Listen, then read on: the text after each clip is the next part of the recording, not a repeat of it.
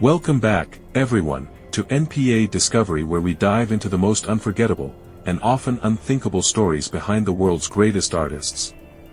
Today's story is about a man who changed the sound of modern music forever, yet whose life became a chilling example of how unchecked power, genius, and obsession can twist into tragedy. We're talking about Phil Spector, the architect of the Wall of Sound, a producer who helped craft some of the most timeless hits of the 20th century. He worked with legends from the Beatles to the Ramones, from Tina Turner to Leonard Cohen. But behind those shimmering harmonies and orchestral layers was a man incapable of living by the same love and beauty his music portrayed. And so, our title today is, Phil Spector, the genius who destroyed himself. Do I agree with this title? Yes. But with a painful caveat. Phil Spector was undeniably a genius. His production style reshaped popular music. But his inability to love, his hunger for control, and his descent into paranoia consumed him. And that destruction didn't just impact him, it left scars on countless others. Before we begin, don't forget to like, share, and subscribe to this channel. Your support is what keeps us motivated to bring you more powerful, in-depth stories like this one. Now, let's step into the beginning of Phil Spector's strange and unsettling story. Phil Spector wasn't born into privilege, glamour, or fame. He was born Harvey Philip Spector in 1939, in the Bronx, New York. From the very start, tragedy loomed over his life. His father, Ben, was a man trapped by debt and despair. By the time Phil was just 10 years old, his father took his own life. For most children, such a loss would be devastating. But for Phil, it left an unshakable imprint, one that shaped his worldview and would later manifest in disturbing ways. On his father's gravestone, the words read, "To know him was to love him." It was a phrase Phil would never forget. In fact, it would become the title of his first major hit years later. But think about the psychology here. Phil's earliest understanding of love came intertwined with loss, death, and the absence of a father figure. From a young age, love became something unstable, something you could never fully trust. And that insecurity, that fear of abandonment, would later surface in how he treated the people closest to him, especially women. A family relocation. After Ben's death, Phil's mother, Bertha, tried to hold the family together. She moved Phil and his sister across the country to Los Angeles. This was the 1950s. Hollywood and LA were buzzing with opportunities, especially for music. But for a shy, small, and awkward boy like Phil, it was a place of both promise and alienation. He didn't fit in. He wasn't the tall, handsome jock. He wasn't the cool kid. But what he did have was a burning obsession with music and a determination to prove himself. And sometimes, that's all it takes. The rise of a musical alchemist. Let's pause and remember something important. Phil Spector was not just a music producer, he was an architect of sound. His so-called wall of sound wasn't just clever branding, it was revolutionary. Imagine the way a painter layers colors on canvas, except Phil layered instruments, reverbs, and voices until his records didn't just play, they bloomed. A single song under his direction could feel like a cathedral of sound. It overwhelmed you, swept you up, and made 3 minutes of music feel like an eternity of emotion. This brilliance explains why the Beatles sought him out during their most difficult recording years, and why groups like the Ronettes and the Ramones tolerated his unpredictable behavior for as long as they did. But here's where the contradiction deepens. For someone capable of creating such expansive beauty, Phil was equally capable of shrinking the lives of those around him into cages of fear. The seeds of control. When Phil began producing young female groups like the Ronettes, he wasn't just polishing their voices, he was orchestrating their entire lives. Ronnie Bennett, the voice of that group, would later become his wife and prisoner. Their story is one of the most harrowing illustrations of how genius can curdle into cruelty. Imagine this, you've just married a man who is supposed to be the love of your life, someone who not only understands music but also claims to understand you. But instead of waking up in a fairy tale, you find yourself locked inside a mansion where every window is sealed, every door is guarded, and even your shoes are taken away so you can't run. Ronnie once said that Phil kept a gold coffin in the basement to remind her of what would happen if she ever tried to leave. Think about that. The same man who wrote songs like To Know Him Is to Love Him was telling the woman he loved that her only escape was death. This wasn't eccentricity. This was calculated terror.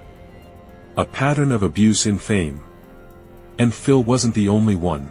His story is disturbingly similar to other figures in music and film whose power allowed them to trap and control others. Harvey Weinstein in Hollywood, Ike Turner in music, or even more recently, stories of celebrities exposed for psychological manipulation. Why does this happen so often in the arts? Part of the reason is that genius, fame, and money create a shield. When someone is seen as indispensable to an industry, people will tolerate almost anything. Musicians kept coming back to Phil despite the guns, the threats, and the unpredictability because they knew he could create hits. And Ronnie wasn't just fighting her husband, she was fighting a system that believed his genius excused his madness. The Christmas gift no one wanted. One of the most disturbing moments of Phil's abuse came in 1971. While most families celebrate Christmas with love, food, and togetherness, Phil turned it into a twisted display of control.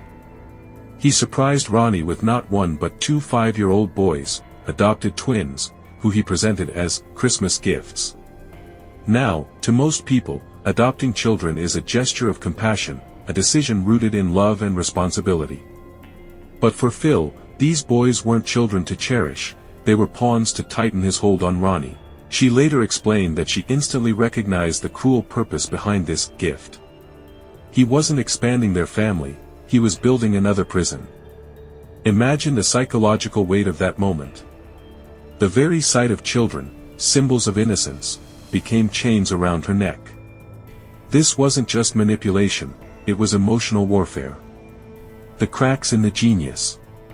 By the 1970s, Phil's professional genius was unraveling. Stories of his bizarre and violent behavior were spreading through the industry. He threatened the Ramones with guns, fired shots in studios, and once chased John Lennon through a hallway with a revolver. It was as if the power he once wielded over music was slipping, so he tried to cling harder to power over people. This is a recurring theme with tyrants. When they can't dominate the world, they turn to dominating the few unfortunate souls trapped in their orbit. His car accident in 1974 only worsened things. After being flung through a windshield and stitched back together with hundreds of sutures, Phil began retreating into wigs, drugs, and isolation. Many who knew him said the accident didn't just scar his body, it fractured his mind even further. The castle becomes a prison. Phil lived in a sprawling mansion in Alhambra, California, often referred to as his castle. But what should have been a palace of success soon became a prison, not just for his wife Ronnie, but for Phil himself. Inside, he filled hallways with mirrors, locked doors from the inside, and surrounded himself with armed guards. He was convinced people were out to kill him, and he kept a small arsenal of guns within arm's reach at all times. Neighbors rarely saw him. Those who did said he looked ghostly pale, hiding beneath towering wigs that barely concealed the scars from his 1974 car accident. For Phil, the wigs weren't just cosmetic, they were armor. He feared people seeing his vulnerability, so he created a persona. But no armor can hide a crumbling soul. Music and madness collide. Professionally, Phil was becoming increasingly unreliable. Artists described him as both brilliant and terrifying. Recording sessions often started like masterpieces and ended like war zones. The Ramones, known for their toughness and punk attitude, admitted they were scared of him. During one session, Phil pulled a gun and waved it around, demanding they play the same chord over and over until he was satisfied. Leonard Cohen, another legend, had his own run-in with Phil. He recalled being held hostage in the studio at gunpoint, forced to sing take after take while Phil swirled around in drunken rants. This was not eccentricity. This was a man spiraling, his need for absolute control eating away at whatever sanity remained. The obsession with women. Phil's relationships with women grew darker and more disturbing. After Ronnie managed to escape their marriage in the early 70s, other women entered his orbit, but none without consequences. He had a pattern: charm them, isolate them, then terrify them into submission. Many later recalled how he would suddenly switch from affectionate to violent, threatening them with weapons or locking them inside his mansion. For Phil, love was indistinguishable from possession. And when someone resisted, his fear of abandonment, rooted in his father's death decades earlier, would explode into rage. The evidence against him. Forensic investigators noted that the gun had been pressed inside her mouth, but the trajectory, the angle, and the spatter pattern didn't align with suicide. Gunshot residue suggested the weapon had been fired at close range by someone else. Her friends and family testified that Lana had no history of suicidal thoughts.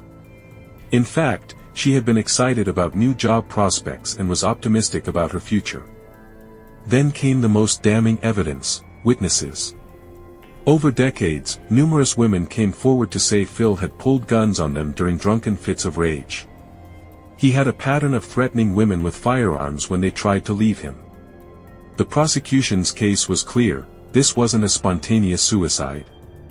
This was the inevitable outcome of a lifetime of obsession, paranoia, and control. Phil Spector's first trial in 2007 ended in a hung jury. His legal team argued fiercely that Lana Clarkson's death was a tragic accident or self-inflicted. The defense leaned heavily on the idea of reasonable doubt.